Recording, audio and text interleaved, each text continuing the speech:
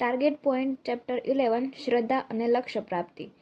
ઈરાનના સૂફી સંત રૂમી પોતાના શિષ્યો સાથે એક જગ્યાએથી બીજી જગ્યાએ ફરે, રસ્તામાં જે મળે તેને જીવન અને ઈશ્વરની સમજ આપે।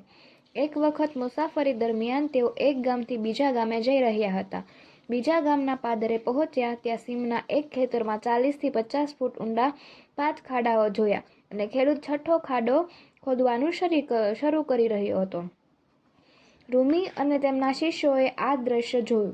રૂમી ત્યાં અટકી ગયા અને ખેડૂતને કામ કરતો જોઈ મનમાં કંઈક વિચારી રહ્યા। થોડી વારે ખાડો ખોદતા ખેડૂત ફટાફટ કોદાળી બાજુ પર મૂકી માટીવાળા હાથ ખંખેરતા તેમની પાસે આવ્યો અને કહ્યું, બાબા, આવો, મારા ખેતરમાં પધારો, થોડી વાર આરામ કરી આગળ વધજો।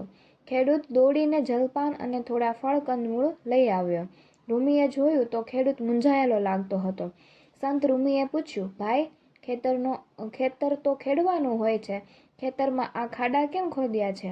ખેડૂતે ધીમેથી કહ્યું, બાબા, મારે ખેતરમાં કૂવો બનાવવો છે, મહેનત કરી ખેતરમાં કૂવો ખોદી રહ્યો છું। બધા પ્રયત્નો નકામા જઈ રહ્યા છે। 5 કૂવા ખોદ્યા, એકેયમાંથી પાણી નીકળતું નથી। શું મારાથી કોઈ પાપ થયું હશે કે મારી ખેતરની ધરતીમાંથી મને પાણી મળતું નથી? મને કોઈ રસ્તો દેખાડો। રૂમી ઊભા થઈને બોલ્યા, ચાલ, મને બતાવ કે ક્યાં કૂવો ખોદવાના પ્રયત્ન કર્યા છે। ખેડૂતે 40 થી 50 ફૂટ ઊંડા ખોદેલા 5 ખાડા બતાવ્યા।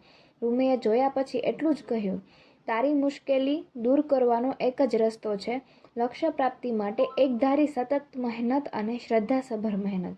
થોડી વાર બાદ ખેડૂતે ધીમેથી વિનંતી કરી, બાબા, આપે મારી મુશ્કેલીનો જે રસ્તો બતાવ્યો તેમાં પણ મને કંઈ સમજ પડી નહીં।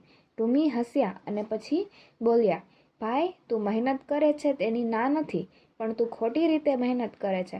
જુદા જુદા ખાડા ખોદવા કરતાં તે જ મહેનત એક જ ખાડો 100 થી 150 ફૂટ ઊંડો ખોદવા માટે કરી હોત તો તને જરૂર પાણી મળત।